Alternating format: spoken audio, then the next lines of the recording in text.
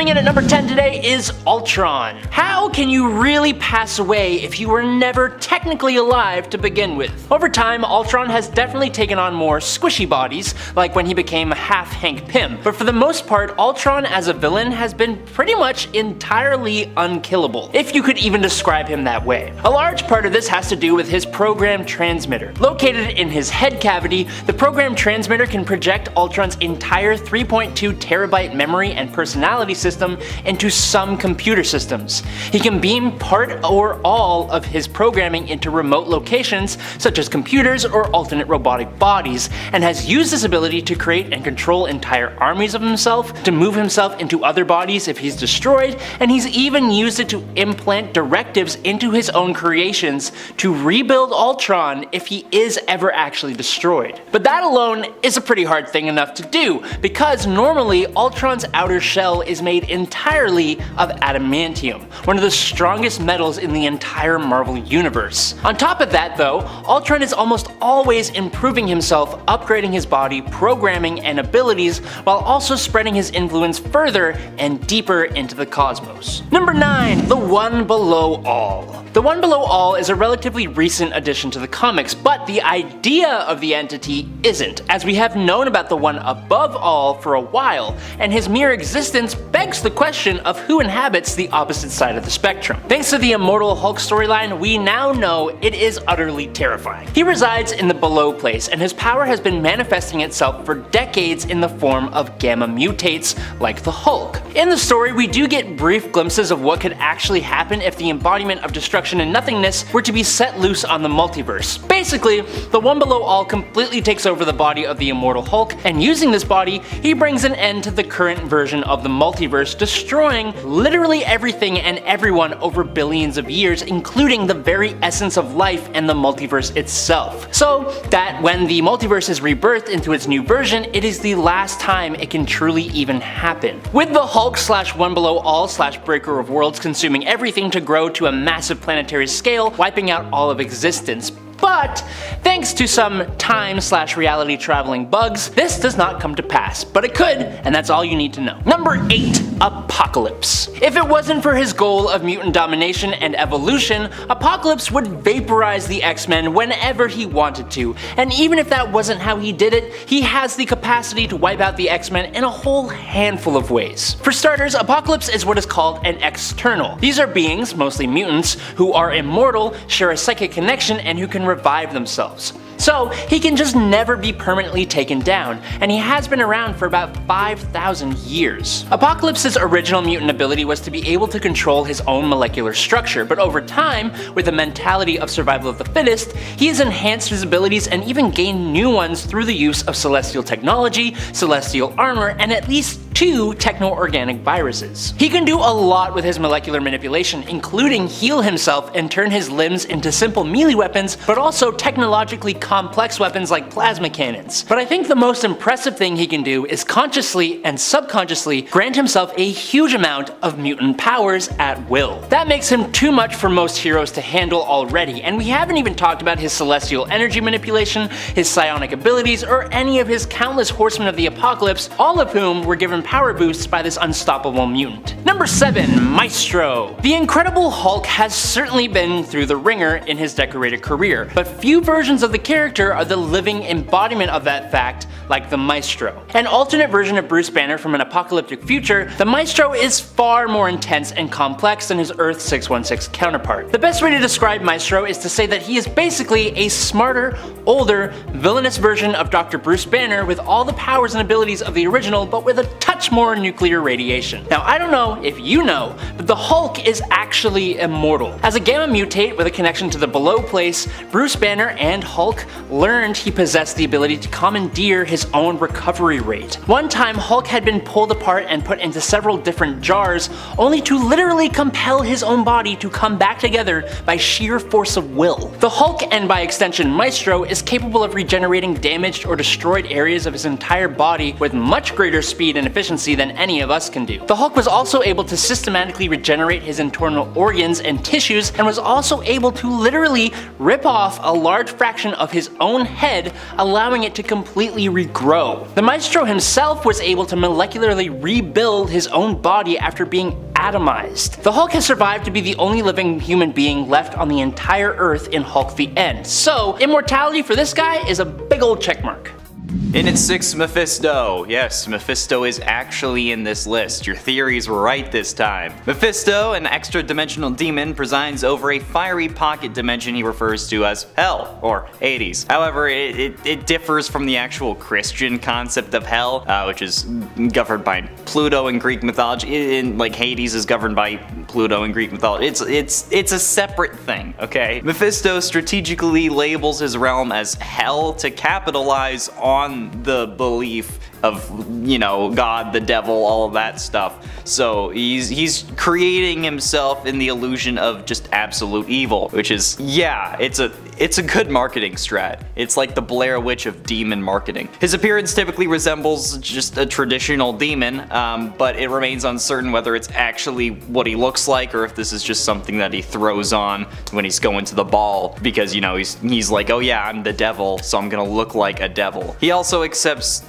names that are just contributed to being devils, you know, like Mephisto is derived from Mephistopheles in the Faust legends and stuff like that. Just basically anything you want to call the devil or any name you have for the devil, he accepts. He's chill like that. But the freaking devil? Yeah, if history has taught us anything, you can't really stop the devil. The devil stops you. Number 5. Apocalypse. When it comes to X-Men villains, Apocalypse is one of the best around. Definitely one of the most inevitable. Sure, right now, he's more on the side of good because he's been unified by the cause that is known as Krakoa, the mutant nation, but I'm just waiting for the moment that he moves once more from an ally to an unbeatable villain. When it comes to Apocalypse, part of the reason why he is so hard to defeat comes from the fact that his mutant ability alone makes it nearly impossible to do so. Apocalypse basically has evolutionary sort of powers that allow him to adapt to almost any setting, bolster his strength and durability over time. His inherent ability allowed him to control his body at an atomic level when we're talking about his pure mutant ability, allowing him to adjust his body as needed depending on the circumstances of the fight that he's in. Add in the fact that his powers have been augmented by celestial technology over time, and the fact that he's also fully absorbed two different techno-organic viruses into himself, with his body overpowering and fully encompassing them into his own makeup. And yeah, you can see why he makes our cut. Oh, did I mention that Apocalypse also has a long history with magic? Because that's also a thing now in the comics.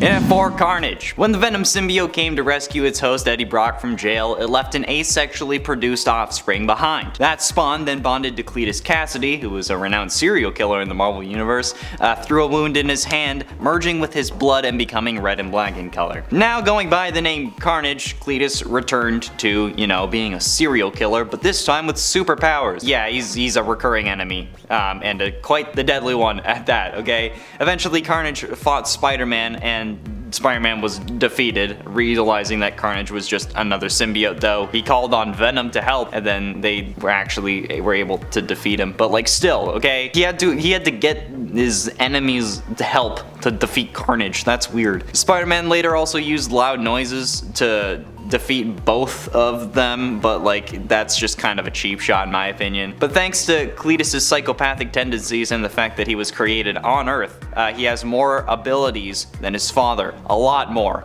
Like the ability to shoot projectiles out of his hands and then forming like razor sharp weapons on his hands to tear through innocents and enemies with chef-like precision, I might add. Yeah. Plus, Carnage can't be killed with fire, so that's definitely a vote in his favor. The dude's a serial killer who got superpowers. Yeah, that's pretty freaking unstoppable, and he's a fan favorite. Plot armor.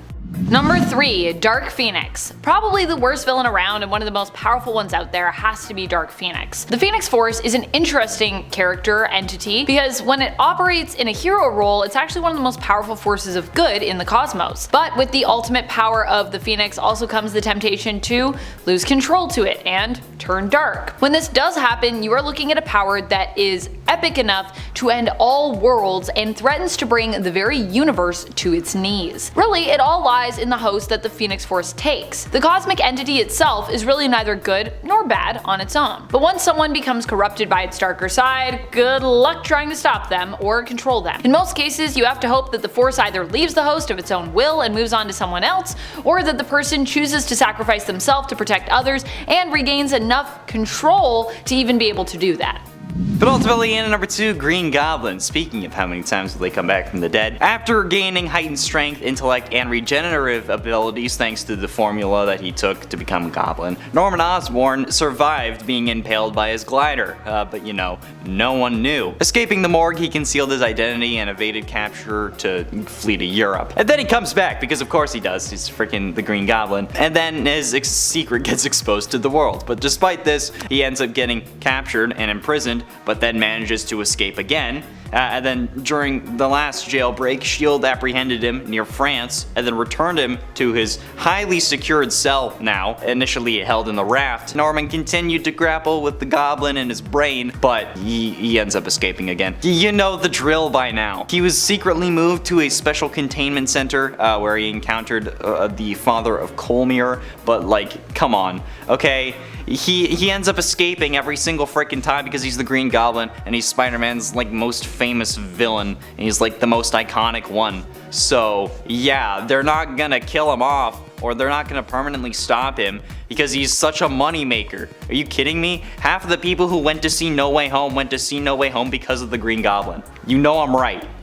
Number 1, Juggernaut. I mean, come on. It's in the name. I have to include Juggernaut on this list. Well, he might not have the ability to fully control and manipulate the atoms that make him up like Apocalypse, or to warp reality like the Phoenix Force, and he might not be quite as iconic as someone like the Green Goblin. I would still consider him to be the most unstoppable villain around, considering he is literally known as the unstoppable Juggernaut. That being said, lately in the comics, Cain Marko has actually been turning over a new leaf, but this also goes to show how unstoppable he is, not just in his body, but also in his mind, with him setting out to become more of a heroic figure and even rebelling against Sidorak, who he was once the avatar of. Cain has become so unstoppable, not even Sidorak can control him now, with Cain using materials that Sidorak left on Earth to forge his new armor. As such, Juggernaut is no longer Sidorak's agent tied to his will, but instead is actually free to choose his own path. As a villain though, Juggernaut also still happens to be one of the hardest villains to beat, whether he's linked to Sidorak at the time or not. At number 10 is the obvious Venom. Born from the unholy union of an alien symbiote and the embittered reporter Eddie Brock, this malevolent force emerged as an embodiment of Peter Parker's absolute worst fears. In the comics, Venom's sinister plot unfurled in the shadowy corners of New York City as he relentlessly pursued a vendetta against our friendly neighborhood hero. Armed with intimate knowledge of Peter's life, Venom's malevolence reached chilling heights. He would haunt Aunt May's doorstep, casting an eerie shadow over her once safe haven, and sent shivers down Mary Jane's spine in the very home she shared with the web-slinger. Now, while Venom recently has undergone a reluctant transformation into an anti-hero, his origins continue to haunt Spider-Man's psyche, proving even that in the world of comics, nightmares can endure. At number 9 is Morbius the Living Vampire. Introduced in 1971 with The Amazing Spider-Man 101, Morbius is no ordinary vampire. He's a scientist turned blood-sucking bad boy due to a failed experiment which aimed to extend his life by curing his rare red bodily fluid disease. This tragic transformation adds depth to his character, making him both terrifying and sympathetic. And fun fact, Morbius actually appears during that same story arc that had Spider-Man grow 2 extra pairs of arms. Yup, the 6-arm saga, which is terrifying in itself, saw Spider-Man accidentally give himself extra limbs after trying to get rid of his powers, because that flows logically, but he only managed to cure himself thanks to an enzyme in the vampire. Anyways, Morbius's blend of science and horror taps into our fear of losing control over our humanity. Battles with Spider-Man challenge not just the hero's physical abilities, but also his moral compass. This complex antagonist pushes us to ponder the boundaries of good and evil. And if you're enjoying this video so far, you can support the channel by pressing like, subscribing to Top 10 Nerd, and ringing that notification bell. At number 8 is the Demogoblin. One can't help but shudder at the sinister transformation of the Hobgoblin into the Demogoblin. I mean, the Hobgoblin was already scary enough, just Jeez. This haunting tale unfolds when the Hobgoblin, desperate for the power to vanquish the Wallcrawler once and for all, entertains a diabolical bargain with Nazareth, a demon of malevolent stature. But rather than directly claiming his soul, Nazareth opts for an unholy possession, forever intertwining the Hobgoblin with this demonic entity. Within the Hobgoblin's shell, an otherworldly struggle ensues, leading to the expulsion of the infernal force. Yet, instead of retreating to the abyss, the vanquished demon materializes as this ghastly Demogoblin. Driven by an inexplicable yearning for redemption, the Demogoblin embarks on a ghastly crusade targeting sinners of all kinds, from ruthless unalivers to mere fibbers, as it seeks to carve its way back to the celestial realm. This spine-tingling saga showcases the chilling depths Marvel Comics can plunge into in pursuit of the scariest Spider-Man villains. And speaking of which, at number 7 is Sin Eater. In the Marvel Comics universe, not all villains are flashy superpowered beings. Meet Stanley Carter, for instance, a former S.H.I.E.L.D. agent turned NYPD officer who snapped after his partner's demise, who perished in the line of duty, and Stanley Carter became the chilling serial unaliver known as the Sin Eater, who vowed to take out those he felt were sinners. His victims included a police captain, a judge, and even a priest, with Spider-Man nearly crossing his own moral line in the process. Now, what sets Sin Eater apart is his lack of interest in being a traditional supervillain. He's a remorseless vigilante driven solely by a dark sense of justice, making him one of Spider-Man's most disturbing adversaries. Number 6. Dormammu. When it comes to ghoulies that exist less in the physical world and more in other dimensions, Dormammu is one of the folks who really reigns supreme. Why is Dormammu one of the most horrifying villains Marvel has to offer? Probably because he's just so darn powerful. Also, we don't call him the Dread Dormammu, the Dread Lord Dormammu, for nothing. He rules the dark dimension, which he conquered, and he isn't afraid to mess you up in, honestly, really terrible ways. I feel like being killed by Dormammu or his forces would actually be a mercy, considering all the terrible ways I've seen him torment his foes, both in the comics and honestly, outside of them as well. Number 5, Cassandra Nova. Cassandra Nova just creeps me out, even just to look at her. Often the way she is drawn is what disturbs me the most, but at the same time, she is drawn in a way that makes sense when you consider just how terrifying she is from a power set standpoint and in regards to how twisted her mind is. I feel like we draw her like how she is on the inside. She's like really creepy on the outside, and it's representing what she's got going inside, you know what I mean? Which is really creepy and really gross. Cassandra Nova doesn't often think twice when it comes to pulling off unspeakable acts of horror. She will turn you inside out if she feels she needs to, or simply just if she wants to. And honestly, she can do that. At least from a psionic standpoint, and maybe even from a physical standpoint too. There's a few things that have happened, not quite sure what happened with her, but I was creepy and I don't want it to happen to me, I'll tell you that much. Cassandra Nova is one of the most powerful telepaths and psionic characters we have in Marvel Comics, and she just so happens to be a villain, usually, who until recently didn't even possess a sense of empathy.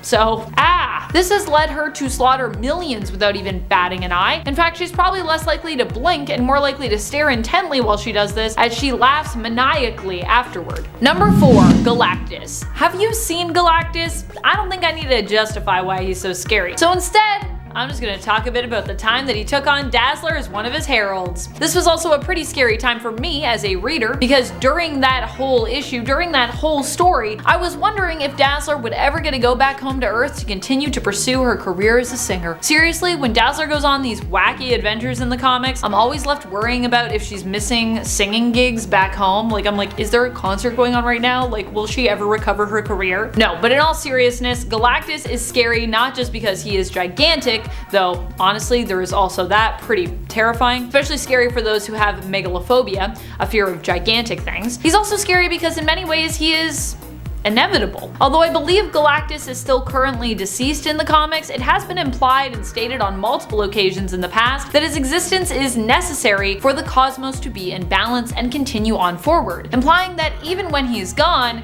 we have to deal with the fear of what might happen to the universe and even perhaps the multiverse in his absence. which is now. Number 3. Tarn the Uncaring. Just thinking about Tarn sends shivers down my spine. Tarn is or was one of the Iraqi mutants. He was kinda like the Araco version of Krakoa's Mr. Sinister, except that Tarn is an Omega level mutant who also has magic-based powers as well. Tarn's powers are mainly psionic in nature, granting him the ability to read minds while also causing immense pain to his target. Not only is he telepathic, but he's also an immensely powerful telekinetic as well. Like Mr. Sinister, he is obsessed with evolution and genes and is capable of altering the genetic makeup of other mutants, even taking their powers away or simply malforming them to the point that they can no longer function. The Locust Vile are what Tarn calls his loyal servants, who see him basically as a god. These Iraqi mutants are Tarn's experiments. While most don't survive his experimentation process, the ones who do worship him as their god and join his Locust Vile. Tarn also has the ability to teleport too, so he could just like pop up beside you and then literally turn you into a pile of painful goo. Pretty scary stuff. Number 2.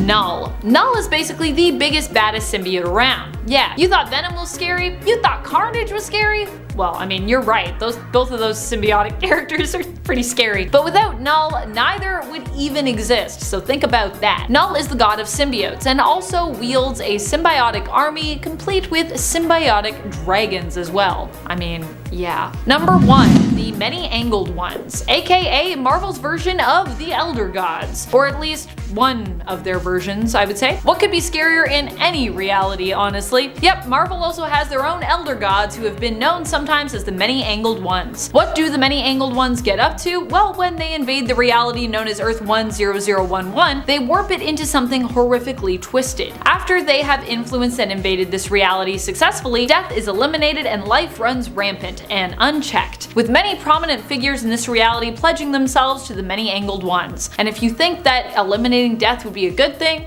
just check out this universe. We'd come to know this reality as the Cancerverse. For a while, the Many-Angled Ones and the Cancerverse actually threatened the entire multiverse, attempting at first to invade Earth 616, which is our main comic book continuity. Fortunately, they did not succeed in their attempt. But if they had, that should be like a what if issue. What if they did that? Does that exist? If it exists, let me know what issue it is so I can look it up and read it. At number 10 is Thanos. In the realm of Marvel villains, Thanos stands as the epitome of ruthless power. Unlike many intergalactic adversaries, what sets Thanos apart isn't just his immense strength, but the brutal lengths he'll go to accomplish his goals. Comparisons to Darkseid or Galactus don't even encapsulate this unique malevolence. Thanos isn't merely a conqueror. He's a sadistic force, destroying entire civilizations without flinching. His atrocities range from wiping out innocent lives across galaxies to unleashing nuclear devastation on his own homeworld Titan. His cruelty extends even to his own family, eliminating his parents, inflicting excruciating torment on Gamora and Nebula, his children, and callously unaliving countless other offspring. The Mad Titan's unyielding, merciless nature is what cements his position among the most brutal Marvel villains. The sheer magnitude of suffering he inflicts goes beyond mere conquest. It embodies a dark, unrelenting tyranny that renders him a force to be feared and impossible to stop. At number 9 is Carnage. In the realm of Marvel villains, some are driven by attention, necessity, or the sheer enjoyment of taking lives. Enter Cletus Cassidy, the genesis of the maniacal Carnage. The union of these two characters were born in prison, alarmingly showing the signs of cruelty. See, Cletus had pushed his grandmother down a staircase, attempting to electrocute his mother, and horrifically unalived his mother's dog, and that was just the beginning. Upon bonding with the symbiote in prison, turning into Carnage, Cassidy's malevolence, he became a frightful adversary for Spider-Man. Carnage embodies the true essence of a remorseful-less villain, capable of unthinkable acts without a second thought. His disregard for life towards literally anyone who crosses his path makes him an unnerving threat. This character's unbridled brutality and unpredictability sets him apart, making him a nightmare not just for Spidey, but anyone unfortunate to face him. If you're enjoying this video so far, you could support the channel by pressing like, subscribing to Top 10 Nerd, and ringing that notification bell. I would really appreciate it if you did.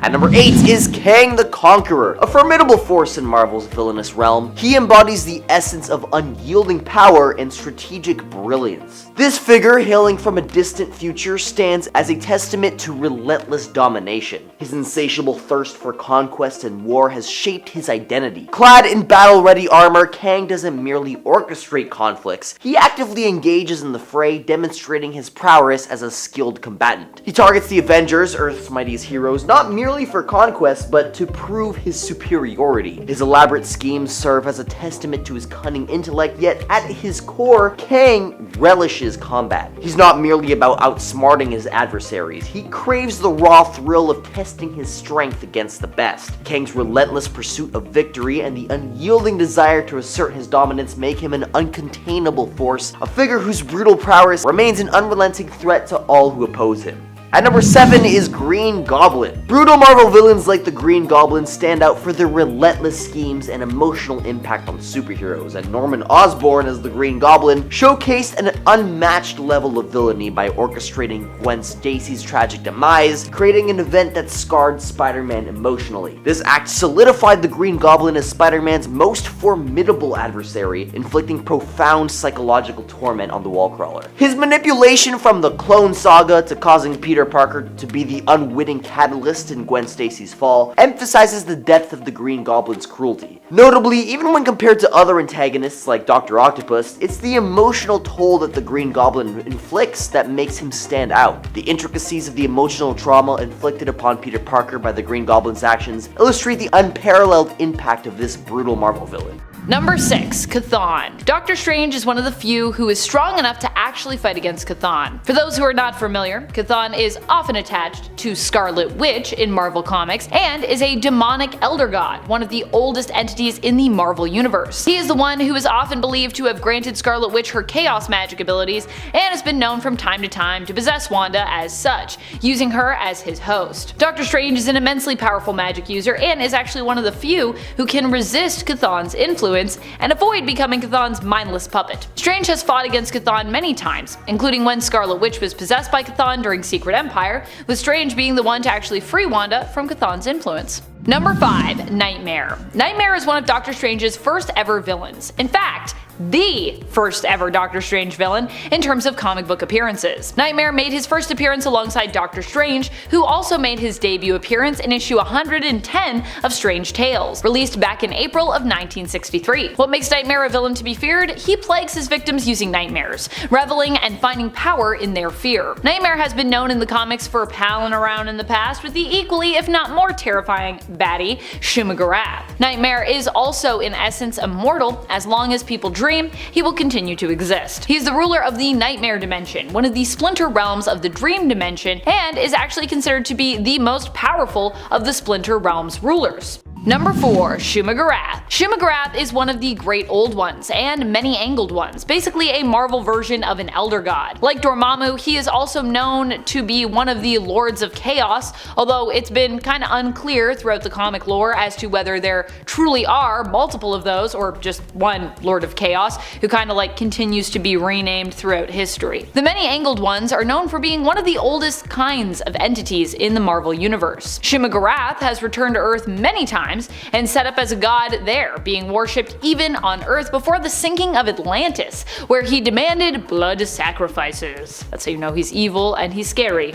Number 3. Umar. Umar is the sister of Dormammu. She is known as a powerful sorceress and villain who sometimes works alongside her brother when she's not busy devising her own devious plots, which sometimes involve basically getting back at her brother for something. While many people think of Dormammu as being the more terrifying of the two of these beings, Umar was actually also very active in helping to conquer the Dark Dimension. In fact, she may have even ended up the ruler of the Dark Dimension in Dormammu's place if she hadn't been exhausted due to dealing with the mindless ones. Umar is just as terrifying, if not at times I would say more so, than her brother. Number 2. Death. Death has to be one of the most frightening villains that Doctor Strange has fought against. Although sometimes Death isn't really a villain and is more like a neutral being. But I do also mean literally fought against, if you're wondering. I don't just mean like, oh, when Doctor Strange had to face Death. No, I mean literally fought. When most people think death in regards to the Marvel Universe, they think of Mistress Death, the pretty woman that embodies the concept, whom Thanos is in love with, and whom in the comics he destroyed half of all life in the cosmos in an attempt to impress. However, death can take many different forms, and in Doctor Strange, Sorcerer Supreme issue number 55, Death is a creepy looking skeleton instead, who comes to claim Strange, threatening to take Strange back to its realm after claiming Strange's life. Here, Death torments Strange, trying to sort of basically get him to lose his willpower here and cave in, give up, as the issue's main antagonist by making him relive the loss of his family, with him re-experiencing the loss of his sister, his brother, and his parents. Yeah, if you didn't know, Strange has siblings, he's lost them, and he's lost a lot of people. Strange actually has a really tragic life. We should do a top 10 worst things that have happened to Doctor Strange if we haven't already. Number 1. Mephisto. Mephisto is often thought of as the devil of Marvel. He rules over his own hellish dimension and is known for making lots of contracts with heroes that usually result in them being very unhappy in the end, despite getting what they wanted, much like the devil in various tales and lore. He's not someone you wanna make a bargain with, as typically there are conditions, which means that Mephisto often comes out on top in the end, even though, he gave you what you wanted. Mephisto is both demonic and magical in terms of his origin and classification in Marvel's various realms of categories for characters. And if he plays his cards right, he can even use his powers to warp the reality of the universe, which we've actually seen him successfully do a few different times. Unlike most other characters in Marvel Comics, Mephisto is one of the rare few who have actually had success with making his changes to reality permanent. Mephisto is also a formidable foe in one-on-one combat, being that he is also super strong, durable, fast, and virtually immortal. Trust me, you wouldn't want to dance with this devil in the pale moonlight. In at 10, Thanos. While usually portrayed as an evil, bent villain, many stories have depicted Thanos as having just a twisted moral compass and thinking that he's justified in whatever he's doing. The character's perhaps best known role came in the 1991 storyline of the Infinity Gauntlet, which was the culmination of several previous story arcs, like in the MCU, just in the comics, because they came first, which saw him successfully assembling the 6 Infinity Gems into a single gauntlet and then using them to kill half the universe's population, including many of its heroes, in an effort to earn the affection of Mistress Death, the living embodiment of death in the Marvel Universe. Yeah, that's right, Thanos wiped out half the universe in the comics to bone death. Although these events were later undone, it still just proves that never underestimate the power of horny. Number 9. Uranos. Uranos is one of the coolest new villains we've gotten over at Marvel Comics. Sure, he isn't new in the sense of him being someone who just came out this year. He resurfaced back in 2021, rising to prominence in Kieran Gillen and Asad Rabish's Eternals comic book series, which was honestly short-lived. It was so good. But Uranos actually first appeared in a much smaller capacity back in the B story of a What If issue. What If issue number 24 from 1980 is considered his first appearance, despite it being a What If issue. He is obsessed often with destroying and eradicating all life, believing in contrast to most Eternals that the Celestials would be best served by the Eternals if both the humans and the deviants of Earth were destroyed. In at 8, Galactus. Galactus is the sole survivor of the 6th incarnation of the multiverse. Originally, Galactus was a humanoid named Galen, born to the previous incarnation of Earth-616 on the planet of Ta, a paradise-like world whose civilization is said to have been the most advanced of any known universe at the time. However, the 6th Infinity and all its universes were in their final stages of collapse due to the multiversal renewal cycle, being consumed by the abstract entity known as the Black Winter. When the cosmos was going to meet its natural end, Galen was then approached by the embodiment of the 6th Infinity, the sentience of the multiverse. Basically, he was approached by Kevin Feige, who merged its essence with the mortal of Galen and creating the new multiverse, but also creating Galactus, the Devourer of Worlds. Yeah, I mean, the dude survived the universe, the multiverse resetting, so if that's not gonna stop him, I don't know, maybe Squirrel Girl will, by talking him down. Can't believe that that's a thing, maybe he shouldn't be on this list. But anyways, he possesses immeasurable power, like the power cosmic, and is just one of the most powerful beings in the Marvel Universe, having near limitless godlike power, and being considered an omnipotent entity. Dude's just mega OP if he hasn't eaten enough worlds, kinda like me. Number 7. Hela. Hela is literally the goddess of death. How are you gonna stop that? She might not be the only one, but hey, that doesn't really matter. Either way, she has a sway over life, and that oftentimes cannot be beat. Even when Hela herself seemingly was destroyed, she actually returned, and for a while she was also teaming up with Thanos, which is an insane power couple that I don't think the world was ready for. I would still be interested to see what could happen with these two if they were truly both at the top of their game while being fully united on the villainy front. At number 6 is the Lizard. Enter Dr. Kurt Connors, a brilliant army surgeon who paid a steep price for his dedication to saving lives. After losing his arm in the crucible of battle, Connors embarked on a desperate quest to regrow his missing limb.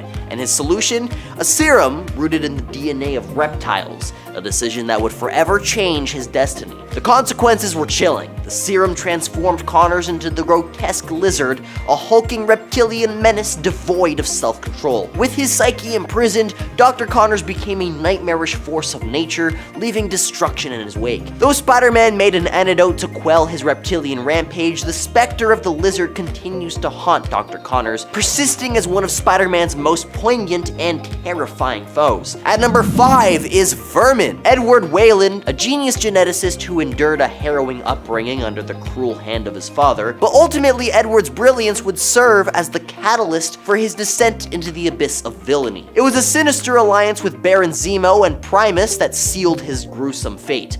Subjected to a diabolical experiment, Edward emerged as the grotesque Vermin, a rat-like abomination with the insatiable appetite for human flesh. Now, Vermin lurks in the murky depths of Manhattan's sewers, a denizen of the city's darkest underbelly. His once brilliant mind has been cruelly eroded, unable to even remember the life he once had. At number 4 is the Swarm. In the web of Marvel's Rogues Gallery, there exists a truly spine-tingling villain born from the annals of macabre imagination. Fritz von Meyer, an evil scientist with sinister ambitions, sought refuge in the depths of South America following the tumultuous end of World War II, and we can all guess which side he was on. His post-war existence, however, took a bizarre twist when he donned the mantle of a humble beekeeper, but fate had a malevolent design in store for Fritz. Beneath the tropical canopy, he stumbled upon a colony of bees, oddly mutated by some sinister force. In a grisly turn of events, Fritz's quest to subdue the colony led to his untimely demise as he was devoured alive by the very creatures he sought to control. All that remained in the end were his skeletal remains, yet his tale doesn't end there. In a truly nightmarish turn, the bees actually absorbed Fritz's consciousness, merging his with the swarming hive mind of their own, and the result was an abomination known as Swarm, a being composed of thousands of bees acting in macabre unison, each dancing to the nightmarish symphony of Fritz's malevolent will. At number 3, the Thousand. In the comics, few Spider-Man villains are as unsettling as Carl King, who actually started off as one of Peter's high school bullies alongside Flash. Now, he was one of the few who actually witnessed Peter Parker's spider bite, and then was the only one who witnessed Peter's newfound powers thereafter, and so he sought similar powers and actually went on to eat the radioactive spider that bit Peter in the first place. Kind of a weird way of doing it, and so instead of acquiring new abilities, he transformed into the Thousand, a nightmarish collective of cyclically linked spiders. These spiders infiltrate and control victims by consuming them from the inside. Carl's mother was the first victim, but many followed thereafter. The Thousand is a chilling reminder that in the Spider-Man universe, true terror often arises from unexpected sources, making them the most spine-tingling foes in the web-slinger's Rogues Gallery. At number 2 is Carnage, also known as Cletus Cassidy, a name that chills the spine, because he's a man whose descent into darkness was inevitable. Born without superpowers, he wielded the horrific potential within his twisted soul. See, it all began when he was just a child, committing his first heinous act by sending his grandmother tumbling down a staircase. Just a glimpse into the malevolence that lay dormant beneath this character's psyche. The St. Estes Home for Boys, an ill-fated refuge, failed to contain his rage. The disciplinarian administration generation met their grim end at his hands, and a poor girl met her doom beneath the wheels of a bus, and thereafter he left the orphanage reduced to smoldering ruins. Cassidy's score count probably spiraled into the dozens by this point. But his benevolence met its match when he found himself behind the bars of Rikers Island, sharing a cell with none other than Eddie Brock.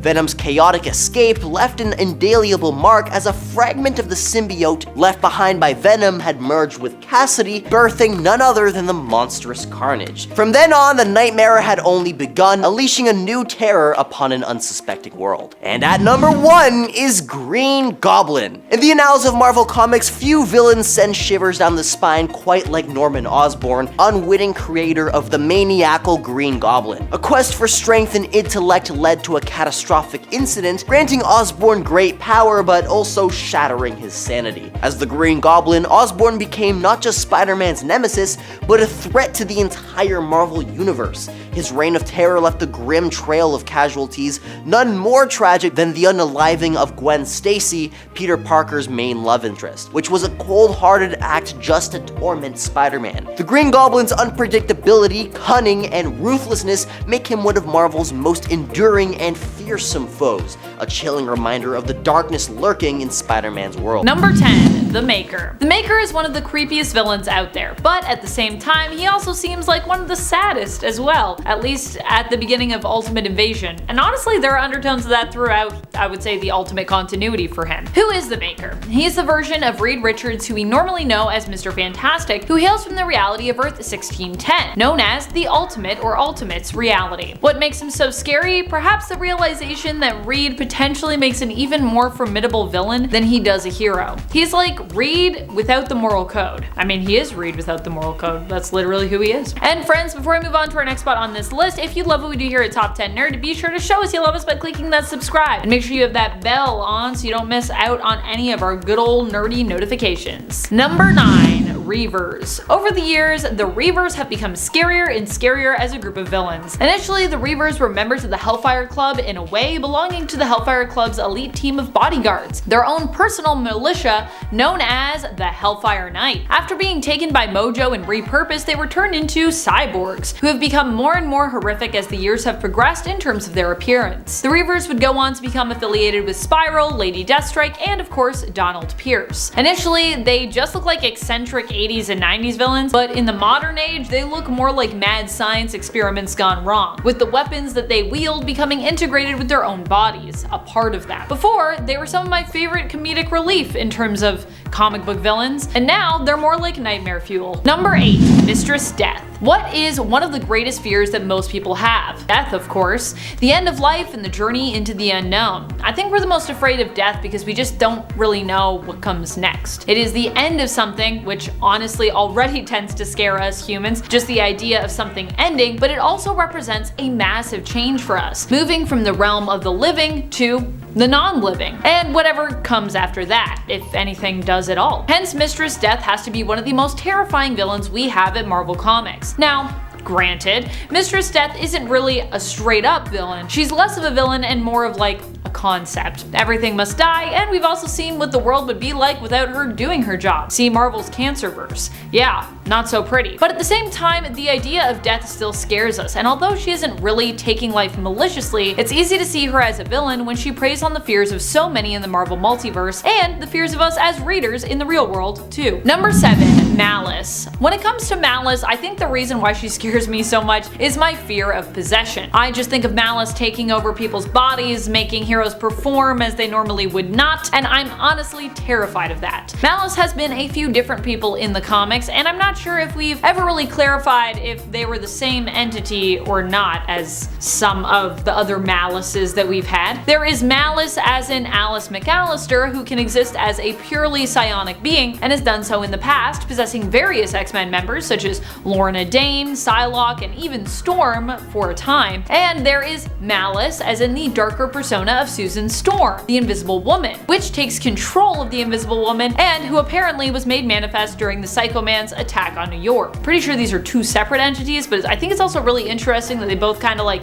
possess people, and they're also both named Malice, so I just decided to include them together because you never know. You never know. Those could be connected at some point. Number 6. Agatha Harkness. Like a few of these villains, when we first met Agatha Harkness in Fantastic Four number 95 from October 1969, she was already elderly. She started out as the nanny for the newly born Franklin Richards, and using her magical powers, she even saved the Fantastic Four from the Frightful Four, a handful of other villains, and also helped Franklin when his powers first started to emerge. But she went on to have an interesting relationship with the Scarlet Witch, Wanda Maximoff, but also her mother, Natalia Maximoff. That's because this sweet nanny, Agatha, is actually an incredibly ancient sorcerer who was around to remember the sinking of Atlantis nearly 18,500 years ago. And she was probably the most powerful of the original witches during the Salem witch trials, an event that she actually supported as she thought it would cull the weak magic users who held them all collectively back. While Agatha is not technically immortal,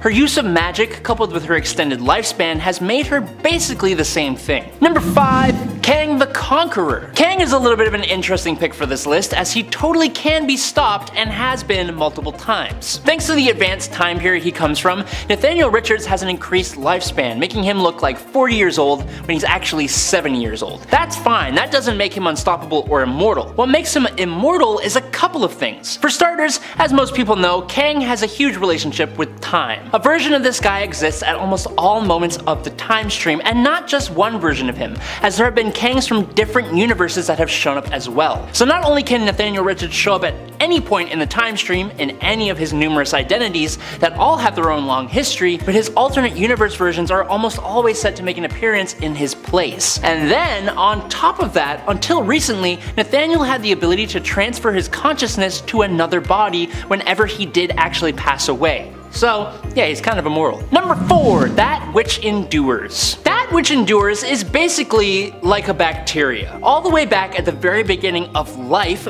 billions of years ago, when the first cells split on Earth and multicellular life forms began to exist, That Which Endures attached itself to the resulting organism and has been multiplying and sticking with whatever species it determined was the most dominant in order to ensure its own survival. It basically chooses which species are successful, and a small part of it exists in every member of that species. At first, that was dinosaurs, and then eventually humans. Around every 100,000 years, That Which Endures will just pop up in a large number of that species, look around, and see if any other species is beginning to come out on top, which is when it would jump ship to that new species. When it did this in Avengers West Coast number 47 in 1989, it noticed that there was a super cool and powerful evolution in Homo sapiens known as Homo superior, aka the mutants. That Which Endures chose the Scarlet Witch as the first mutant it would try to jump to, using her to destroy Homo sapiens. Luckily though, the Great Lakes Initiative alongside Vision were able to stop this from happening, and we haven't really heard anything of this semi-sentient organism ever since. Number 3. The Beast. The ninja clan known as the Hand has had many run-ins with different heroes over the years, but none of those heroes have had as much interaction with the shadowy group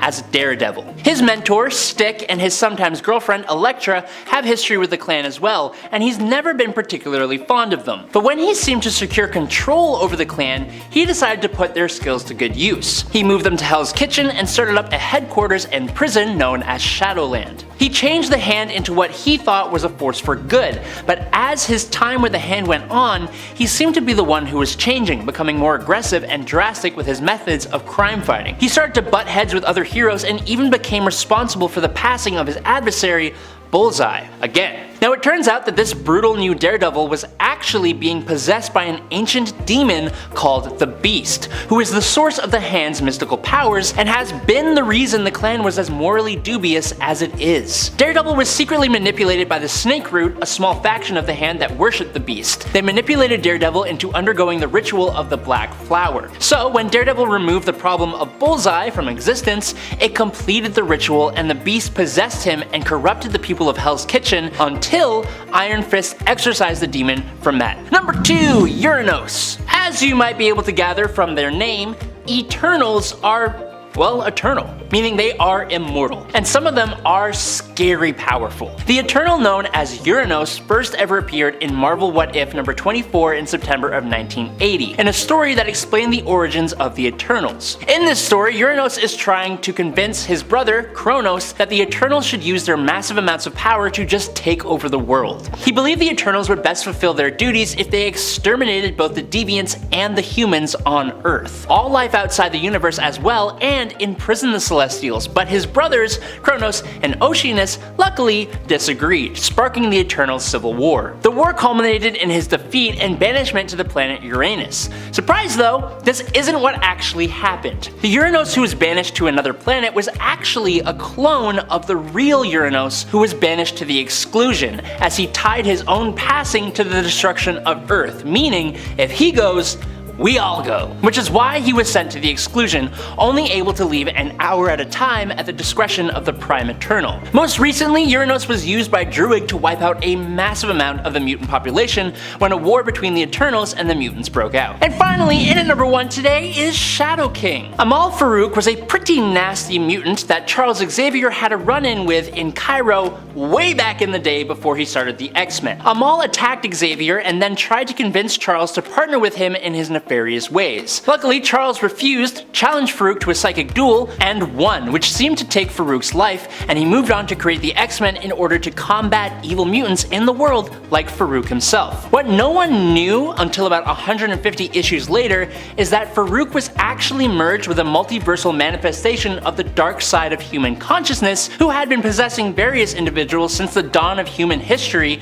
called the Shadow King. Years and years later, the Shadow King and Farouk, who had been floating around in the astral plane, made a move to attack Xavier again, taking over the new mutant Karma due to her own mutant ability of possession, making her vulnerable. He was eventually defeated, but this multiversal entity would go on to possess a whole number of powerful people, mainly telepaths like Marvel Girl and Psylocke, whose energy the Shadow King would feed off of. But there have been many others who have been possessed, corrupted, and misled by this powerful telepathic entity in not only the 616 universe, but all over the multiverse. Number 10. Dormammu. One of the most powerful magical villains in the Marvel Universe is definitely Dormammu, especially if you end up going to the Dark Dimension to face him. Here, Dormammu reigns supreme, and so his power is considered limitless. I don't know about you, but if Dormammu is ruling, I'm pretty much just going to stay out of the Dark Dimension, I think. I think that's a good idea if he's there. At one point, Doctor Strange even ended up as Dormammu's prisoner in the comics, trapped in the Dark Dimension alongside his defenders, and for a surprisingly lengthy period of time too. In fact, Strange almost gave up hope that he'd actually even get out at one point. Dormammu himself is composed of mystical energy. He's basically like a big ball of flaming magic. He's virtually immortal, while in his dimension can manipulate matter as he sees fit, can control the elements, and can change shape and size at will. And friends, before we move on to our next spot on this list, if you love what we do here at Top 10 Nerd, be sure to let us know that you love us by clicking that like button. Number 9. Dracula. When we think of scary villains in general, many of us probably normally think of scary monsters that we've seen in movies and read about in iconic literature, like Dracula. Well, Dracula, thanks to Dracula being considered public domain, he also exists in most comic book realities as well, including that of Marvel Comics. And guess what? Doctor Strange has also fought against him. In fact, if it weren't for Doctor Strange, Dracula may have never been defeated. Doctor Strange not only defeated Dracula, but at the same time also successfully defeated all vampires on Earth. It's true. How did he do this? By possessing the knowledge of and utilizing the Montesi formula. This isn't Strange's only tie to the world of vampires either. Doctor Strange also has a brother who became a vampire, and he has crossed paths with Chthon, who is believed to have been the one to create a few different kinds of supernatural beings, including, you guessed it, vampires. Number 8. Cyttorak. Doctor Strange actually wields the bands of Cyttorak, tying him directly to this villain. But you probably know Cyttorak better for his influence over Juggernaut, the X-Men villain who is the stepbrother of Professor Charles Xavier, aka Professor X. Cain Marko, Charles' stepbrother, was the avatar of Cyttorak for a long time, having come into contact with Cyttorak's gem and gaining immense power, also being made to act as Cyttorak's agent on Earth. Cyttorak himself is a demon and has also been worshipped as a god. He is focused on on and symbolizes heavily the concept of destruction, known as the Lord of Oblivion and the Destroyer. He was at his most powerful when he was on Earth, but eventually became banished from Earth and was forced to return to his home dimension known as the Crimson Cosmos. He actually made his first full appearance in Doctor Strange Sorcerer Supreme issue number 44. I wonder, actually, remember how we used to say that Cyclops' eyes are like a portal to a world filled with energy? That was a thing people used to say. I wonder if that was the same world that Sidorak was from, just because like Crimson Cosmos makes me think of a world that's just pure like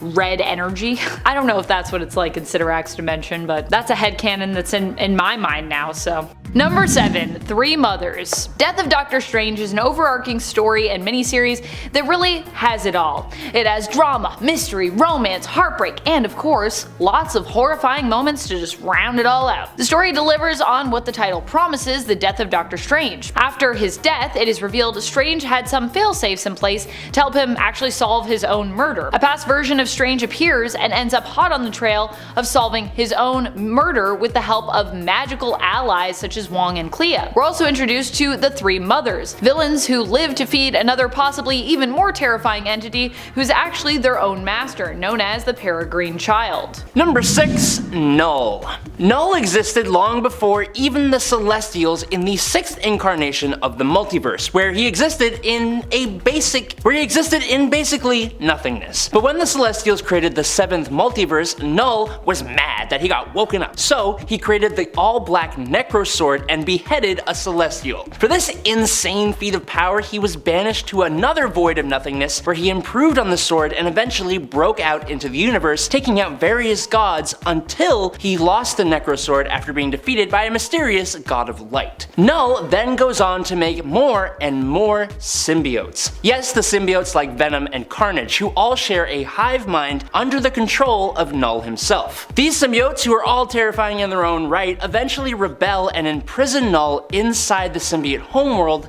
Clintar. In the 2020 King in Black story, Null escapes, again, and heads to Earth where he faces off against literally all the heroes and even some of the villains. He's one of the strongest villains in Marvel Comics. He is immortal, super strong, instantly heals, can create an unlimited amount of symbiotes, some of which who have been incredibly powerful on their own, and he can control them all. The Silver Surfer had to use all the reserves of the Power Cosmic to just temporarily stop Null. Thor, using the Power Cosmic and the Thor Force, was no match for Null at all. Null has awoken, enslaved, and controlled Celestials and even defeated the Sentry, ripping him in half and absorbing the Void, who we just talked about. The only thing that defeated him was Eddie Brock's Venom wielding the Unipower, which is Captain Universe, the protector of the universe, and the opposite to literally everything that Null represents. Number 5, the Apocalypse Twins. So this duo made their first appearance in issue number 5 of Uncanny Avengers, which was only published in 2013, ergo making them the most recent villains to come into the universe that I'll be discussing today. So they're mutants and the twin descendants of the big supervillain Apocalypse, so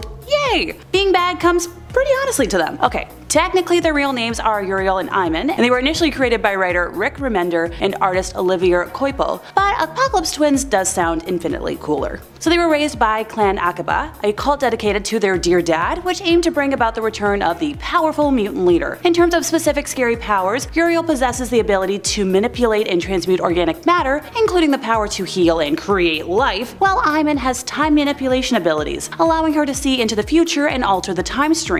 The duo are skilled manipulators who use their powers and charisma to sway others to their cause, just like, your everyday narcissists. So that's another little tick on the pass list from me. The twins believed that they could save mutant kind by eliminating threats to mutants and humankind alike, and had a twisted vision of a better world and sought to achieve it through drastic means. I hate sounding like a broken record, but jeepers.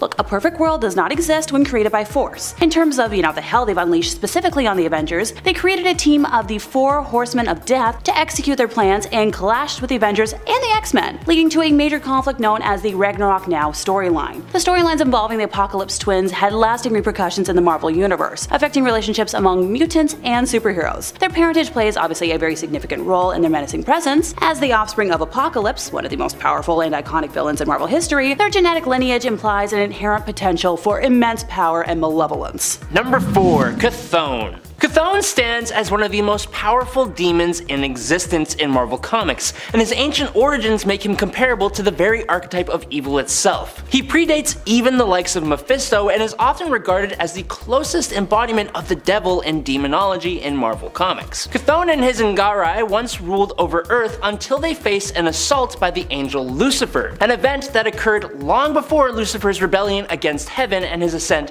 to rule over hell as the devil. Chthon's influence extends to the very roots of dark supernatural entities, including witches, werewolves, and vampires. He holds dominion over the most potent form of magic, known as chaos magic, the same mystical force harnessed by the Scarlet Witch herself. To put this into perspective, Scarlet Witch has reshaped the whole of reality with just a fraction of Chthon's power. His counterpart, Oshter, is one of the essential components of the Vishanti, which is a triumvirate that actively opposes Chthon and supplies Doctor Strange with his power. In response to Chthon's malevolent dark hold, they created the Book of Vishanti, a beacon of light against the Book of Darkness. Even powerful beings such as Dormammu and Mephisto invoke Chthon's name when casting their most formidable spells. Chthon's presence alone nearly corrupted and permanently incapacitated the Sorcerer Supreme, Doctor Strange. Defeating him is an arduous task, and even when achieved, it often results in his banishment back to his personal dimension, the other realm, where he's basically untouchable.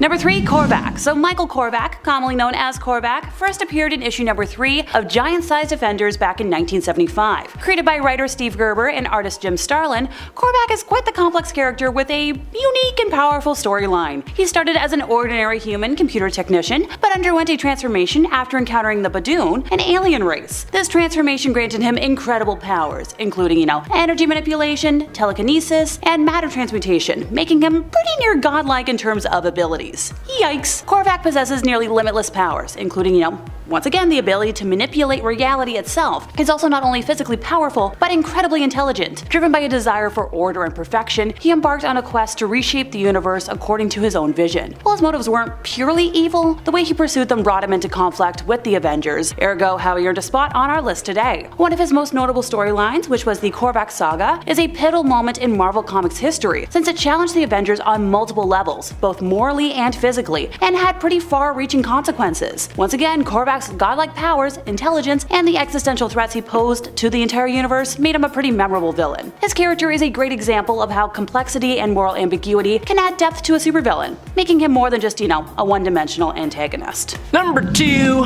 Carnage. The red symbiotes always seem to be the worst of the worst, and the one that would be born from Venom himself seems to be the worst of the worst of the worst of the worst. When Eddie Brock was briefly detached from the Venom symbiote, he was imprisoned, and his cellmate was none other than Cletus Cassidy, a psychotic killer serving 11 consecutive life sentences in Rikers Island. When Venom showed up and bust Eddie out of prison, it produced its first offspring as a result of Thanos seeking the Infinity Gems out in space. I don't know how those two connect, but that's just what happened. This offspring would be Carnage, and it was left in the cell when Venom and Eddie escaped, bonding with Cletus Cassidy through a wound in his hand. Meaning, the bond they formed was on a blood level, and it would be nearly impossible to break that. Despite that, there have been other characters that have taken on the symbiote. Norman Osborn was a notable one when he became the Red Goblin and was absolutely terrifying. And then I would be silly to not mention that the Grendel Dragon symbiote had part of itself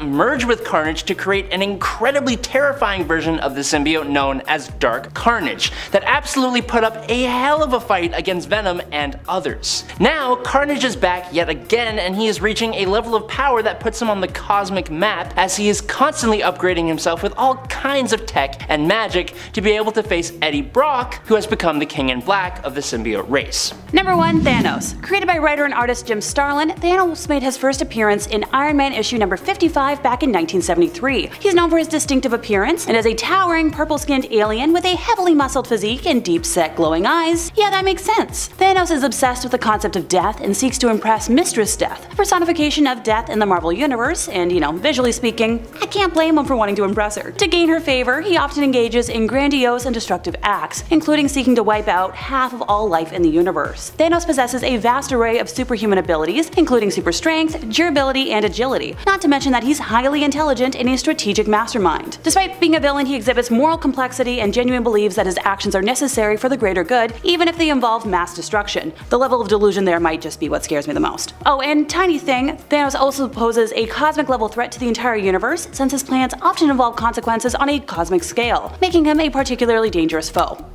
Nope. Coming in at number 10 today is Lord Mar-Vell. Mar-Vell of the Kree was Marvel Comics' original Captain Marvel, and he was also the first Marvel superhero to permanently pass away when he succumbed to cancer in 1982's The Death of Captain Marvel. The character has reappeared as visions or in flashbacks and obviously in alternate realities, but the one we will focus on today is Mar-Vell of the Cancerverse. It's just a really cool and creative idea. Basically, on his infamous deathbed, the many angled ones contact and corrupt the dying Mar-Vell, granting him new powers which he used to transmute the other heroes, and with Marvel as their lord, they took down the Avatar of Death itself, which in turn completely destroyed Death, allowing the many angled ones to invade their reality. Number 9. Ultron. Ultron was created by writer Roy Thomas and artist John Buscema, and made his first appearance in Avengers issue number 54 back in 1968. He's an advanced AI with a highly intelligent and malevolent personality, initially created by Dr. Henry Pym, you know, the original Ant-Man.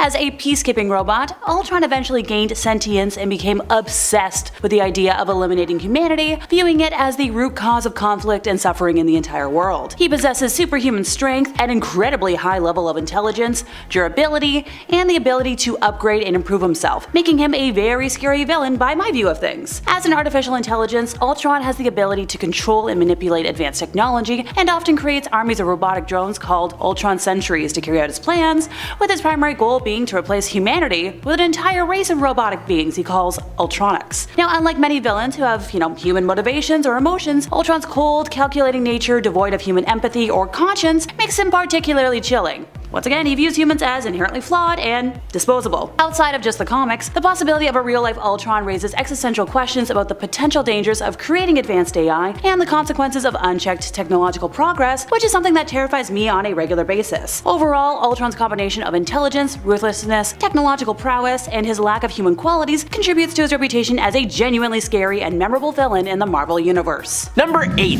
The Void. Similar to Lord Mar-Vell, the Void is essentially taking the strongest and brightest character and creating a villain that is a sick and twisted version of that. A large part of what makes the Sentry so much more interesting is that while he is essentially like a god-like superhero who inspired all the other heroes, he also has a dark persona called the Void. The Void went on a rampage that took the lives of around 1 million people and almost destroyed Manhattan itself, and so the Sentry made the decision, with other heroes like Reed Richards and Doctor Strange, to cause the entire world to forget about the Sentry himself. Now, in New Avengers from 2004 and 2005, the Sentry comes back to the world, and through a series of events, the Void also returns. Full rosters of the Avengers, X-Men, and the Fantastic Four all went to take on the Void, and they couldn't do a damn thing. Only the Sentry himself could really subdue the Void, and it, in classic supervillain fashion, vowed to just come back. And it totally did. In this siege event, Norman Osborn decided to attack Asgard, and he used the Sentry to do this. The problem is, the Sentry ended up unleashing the Void, and it totally obliterated Asgard completely, taking out Loki in the process. This did actually branch off into a what-if story where the Void was never stopped and destroyed every superhero on Earth, and then went off into the universe to basically do the same thing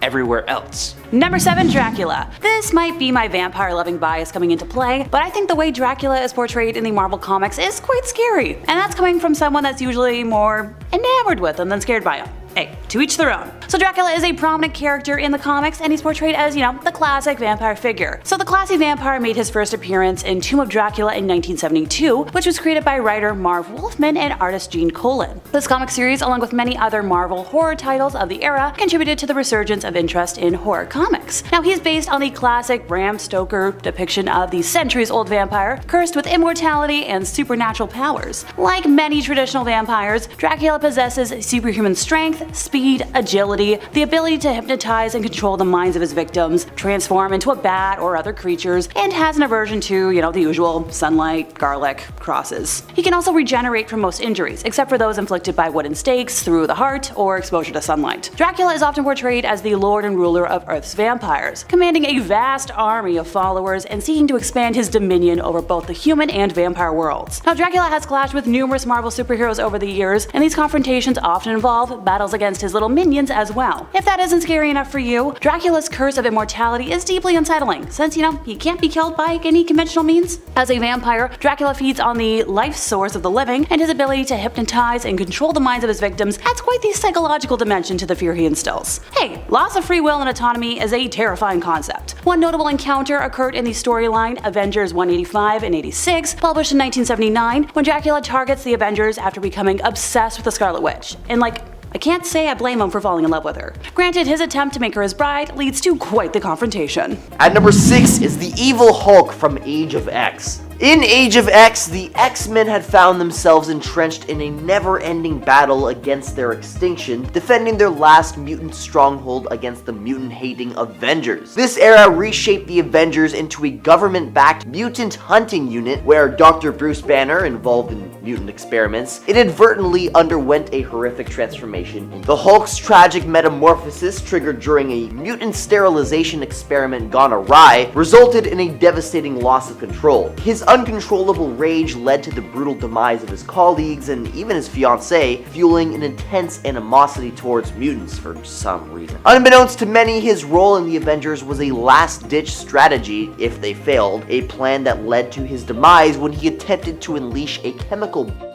on Fortress X. This Hulk stands as a chilling reminder of the brutal force that, even in the face of adversity, cannot be easily subdued. At number 5 is Bullseye. Bullseye is a menacing figure in the Marvel Universe, embodying the epitome of relentless brutality. A mercenary with a chilling penchant for evil, his proficiency in wielding various projectiles elevates him to a league of his own. His lethal accuracy with any thrown weapon renders him a formidable adversary. Not just a master of hand-to-hand combat, Bullseye boasts combat skills that would rival even the most elite fighters in the Marvel Universe. Now, what sets Bullseye apart is his unwavering passion for combat, relishing in every moment as if it were his raison d'etre. His very essence thrives in the chaos of battle, a disturbingly eerie smile etched on his face throughout. Not even driven by profit, but the sheer enjoyment of his grisly craft, Bullseye's commitment to his malevolent inclinations is unwavering. His existence aligns with the philosophy that doing what one loves negates the notion of working, even if it involves the unthinkable, perhaps even eliminating people for free. At number 4 is the Void. The Void is the alter ego of Sentry, which stands as one of the most relentless villains in the Marvel Universe. As an embodiment of darkness and brutality, it mirrors Sentry's own inner turmoil. This duality makes the Void an adversary unlike any other. The idea of the Void was implanted in Sentry's mind, creating a cycle where defeating the Void becomes an endless battle. The Void's return is inevitable because it's rooted in Sentry's psyche, an integral part of his being. And despite temporary victories, the return of this villain symbolizes the enduring challenge of conquering one's inner demons. The ongoing struggle between Sentry and the Void is an age-old battle between light and darkness within oneself. At number 3 is Magneto. His actions throughout various storylines showcase his unwavering commitment to his cause,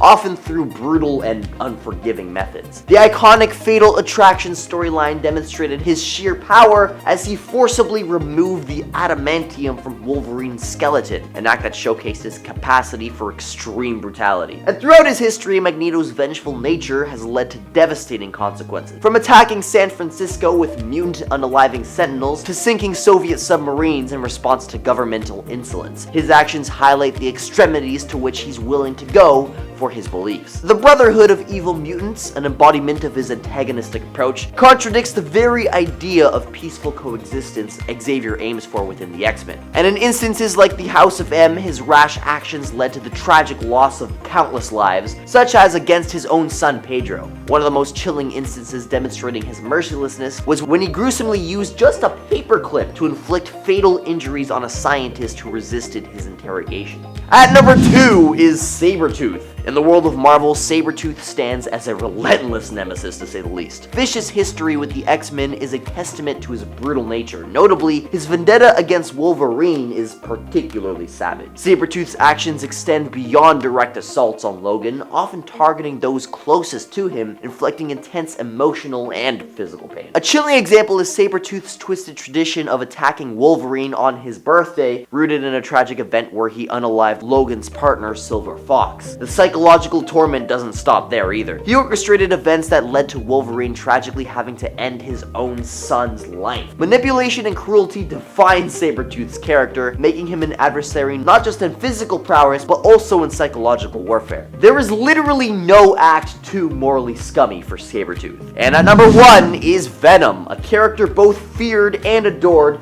He's evolved from a ruthless supervillain to an anti-hero in the Marvel Universe. First appearing in The Amazing Spider-Man number 299, Venom's introduction was nothing short of menacing. Not only did he terrify Mary Jane, leaving her traumatized, but he also engaged in a lethal encounter in Our Lady of Saints Church, breaking the sanctity of the place by eliminating a police officer. These horrific acts just set the tone for Venom's malevolence. The character's brutality continued with the likes of Black Cat, whom he physically and emotionally harmed, and not to mention his actual brain eating, a horrific event that was seen in Venom: The Hunger number 1. Venom's dark history extended to Anne Wang, whose association with the symbiote ended tragically, and Lee Price, a host who willingly used the symbiote for brutal homicidal acts. The character exhibited a level of violence and evil surpassing that of many other villains, culminating in his involvement in planetary mass unaliving. The Venom's progression from villain to anti-hero is marked by a series of abhorrent deeds, showcasing a complex character torn between dark impulses and occasional acts of redemption.